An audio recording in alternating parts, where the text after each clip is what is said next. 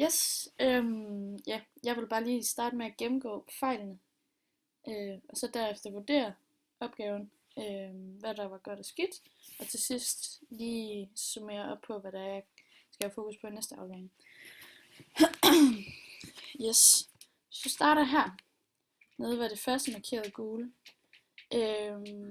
Der kan man sige, man kan ikke sige, at den afledte funktion, den er voksende eller aftagende, fordi ja, det netop er en tangent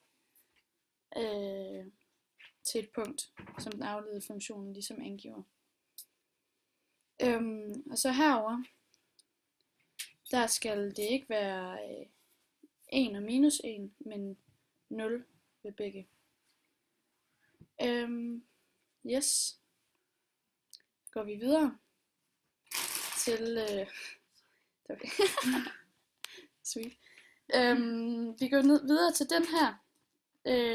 Det her plus, hvor der ikke skal stå plus, men der skal stå minus, i og med der skal være parentes rundt om minus 2 her. Og næste igen. Her, det er så det samme igen her. Yes, og her der behøves man ikke at sætte den afledte funktion til at være lige 0. I det, som du skriver, at WordMat de afleder funktionen korrekt, og derfor selv finder de rigtige mulige ekstremumssteder. Og hernede ved det næste gule, der har jeg skrevet, at grafen har 3 vendepunkter, hvilket selvfølgelig ikke er rigtigt, fordi det ikke hedder vendepunkter, men ekstremumssteder. Og her skal jeg inkludere, ikke ekskludere værdierne angivet hernede, som du også har angivet med de røde streger.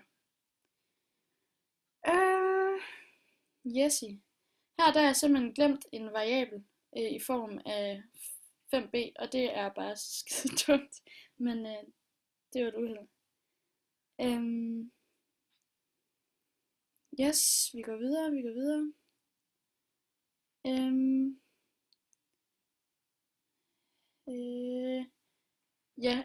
Her. Grunden til, at vi kan bruge Pythagoras sætning, det er fordi, det er en hvad hedder det, hvor er vi henne, vi er ved her? Undskyld, vi er ved, det er en retvinklet trekant. Yes. Og vi kender sidestykkerne for BA og, eller værdierne for sidestykkerne BA og CA. Jeg kan dermed finde BC. Linjestykket BC. Gå videre.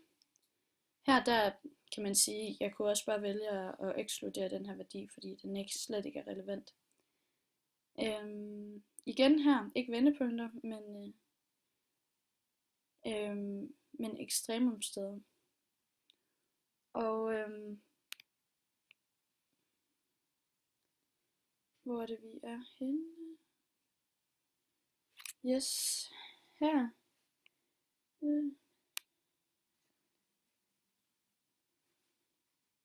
Yes, fejlen her det er, at jeg har glemt, eller jeg har ikke kigget på det her. Det er slet ikke interessant at sætte x under 0 i det. Betegnelsen lyder, at x skal ligge mellem 0 og 7. Så den her værdi er slet ikke relevant at kigge på. Og det samme med de her værdier, de er slet ikke inkluderet i opgaven, i det x ikke må være under 0. Her.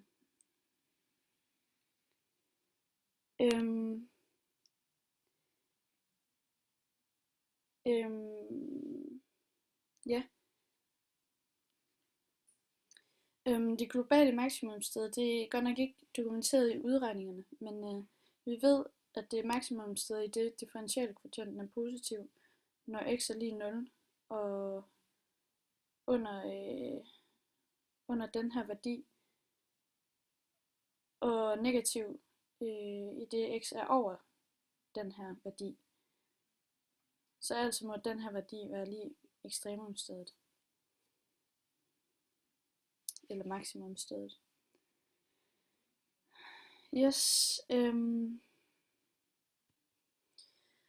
ja, overordnet set er det en okay aflevering, med en masse små dumme fejl, i forhold til begreberne og i forhold til at læse opgavebeskrivelsen. Men udover det, så er metoderne fine. Og ja, fokus til næste aflevering vil være at få bedre styr på begreberne, de rigtige begreber, og så være grundigere til at læse opgavebeskrivelsen. Så det var alles.